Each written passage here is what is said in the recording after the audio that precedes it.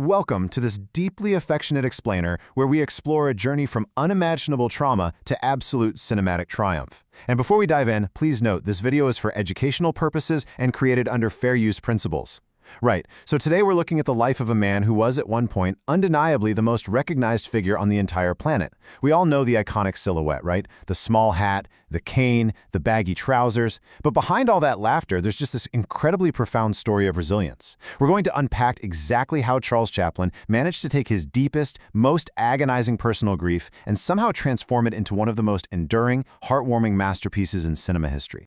So we're actually going to start at the absolute pinnacle of his success in 1917. Picture this, a 28-year-old Charlie Chaplin signs a shocking, totally unprecedented contract with First National that instantly makes him one of the wealthiest men alive. $1 million. To put that massive number into perspective, just 3 years prior, in 1914, Chaplin was making about $150 a week at Keystone Studios. By 1916, his fame had exploded into this crazy cultural phenomenon that people literally dubbed Chaplinitis, jumping his pay to 10 grand a week at Mutual. But here's the thing, he wanted way more than just a paycheck. He was after total creative freedom. So negotiating this astounding $1 million deal to produce just 8 films, that wasn't just a business move, it was his ultimate declaration of artistic independence. And this massive influx of wealth allowed him to do something completely unheard of. Build his very own beautiful, independent studio right in the heart of Hollywood. He bought 5 acres of land just off Sunset Boulevard and constructed the Charlie Chaplin Studios.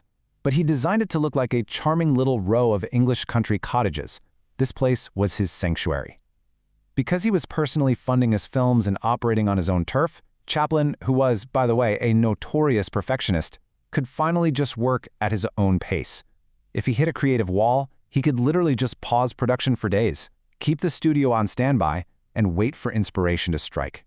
He had the total liberty to shoot dozens and dozens of takes until he captured absolute magic. But holding that unprecedented power creates this absolutely heartbreaking contrast between the powerful, wealthy studio mogul of 1918 and the grim, impoverished reality of where he actually came from in Victorian London. I mean, it is truly one of the most dramatic rags-to-riches stories ever recorded. On one side of the coin, you have this autonomous filmmaker, courted by millions, lounging in a lavish Hollywood studio. And on the other, a child who grew up in the dismal, unforgiving slums of South London, constantly staring starvation in the face. The tramp character that made him a global icon, this dignified guy just constantly battered by a cruel society, wasn't just some clever comedic invention. It was a direct reflection of the deep trauma and the desperate environment that Chaplin himself barely made it out of. Tracing his youth reveals a timeline of extreme, grinding poverty. His father, an alcoholic music hall singer, abandoned the family early on, providing zero financial support. His beloved mother, Hannah, also a performer, suffered from severe, debilitating health issues. So when Charlie was just 7 years old, in 1896, the family hit rock bottom and was forced into the Lambeth workhouse. He and his older brother Sidney were literally separated from their mother and sent to the Central London District School at Hanwell, which was this bleak, state-run institution for destitute kids. And then the ultimate tragedy hit in 1898. Driven into psychosis by malnutrition and illness, his mother was committed to the Cane Hill Mental Asylum. The boys were just left to fend for themselves. They briefly lived with their severely alcoholic father, who tragically died of cirrhosis just 2 years later at the age of 38. Chaplin's own words reveal the incredibly deep emotional scars he carried from all of this. He vividly remembered the stigma of being poor, the humiliating crop-haired uniforms of the workhouse, and the painful memory of marching through the streets in ranks of 100 boys, while locals just stared at them like inmates. Later on, psychologists would actually refer to Chaplin as an invulnerable, someone who somehow miraculously survives immense childhood adversity. But make no mistake, the trauma of institutionalized welfare, and especially being ripped away from a mother he so desperately loved, became the central, defining wound of his entire life.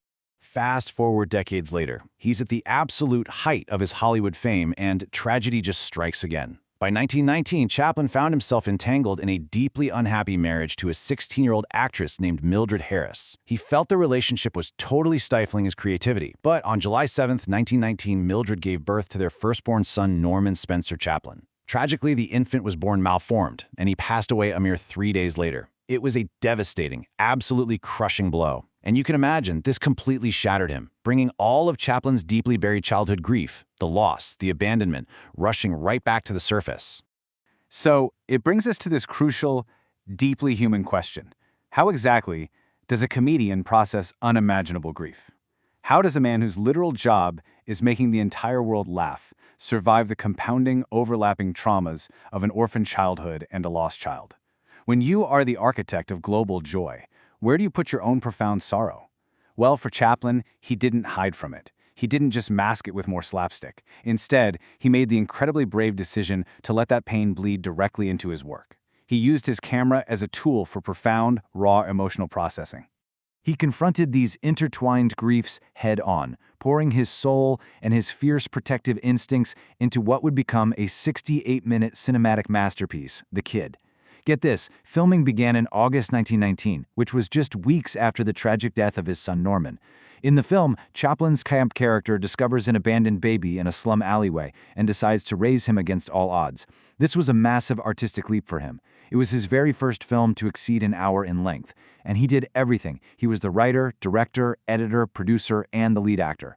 Through The Kid, he basically recreated the poverty of his youth, meticulously designing sets that perfectly mirrored those South London slums. He was staging his own fantasy of a fierce, loving guardian, desperately protecting a vulnerable child from the cold, unfeeling machinery of the state.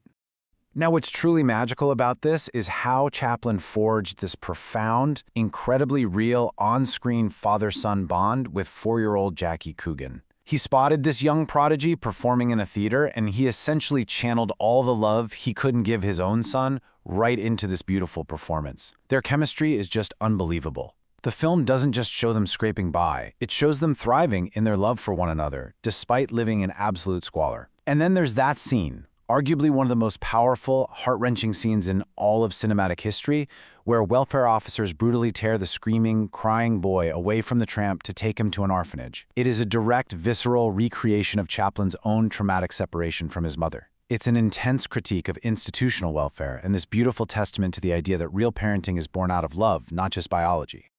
Chaplin's ultimate genius was using his art to take genuine, devastating hardship and turn it into this warm, sincere narrative that honestly changed the emotional landscape of cinema forever.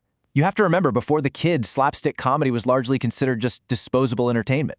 People getting hit over the head with mallets, falling down stairs, that sort of thing. But Chaplin elevated the entire medium. He brought this startling social realism and a heavy, genuine emotional weight to comedy.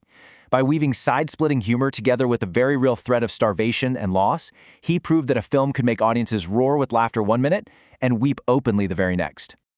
The film remains this beautiful monument to how he transformed his darkest pain into enduring beauty. The Kid was a phenomenal, massive global success. It screened in over 50 countries and completely secured Chaplin's legacy, not just as a funny clown, but as a deeply empathetic, brilliant artist. He used his massive platform to speak for the forgotten, the destitute, and the orphaned, simply because he had been one of them. By turning his pain into art, he gave the world a timeless lesson in compassion. And hey, if you appreciate stories like this, please do not forget to like the video and subscribe to our channel, Famous Lives Bio. As we watch the tramp and the boy walk down that dusty road together at the film's conclusion, it really leaves us to wonder about ourselves. How might our own unhealed wounds, our own hidden pain, eventually become our greatest gifts to the world? Chaplin's story is this stunning reminder that our deepest tragedies absolutely do not have to define us as victims. They can actually become the very foundation of our empathy and our greatest contributions to humanity. Thank you so much for joining me on this incredible journey through the life of Charlie Chaplin, and we'll see you in the next explainer.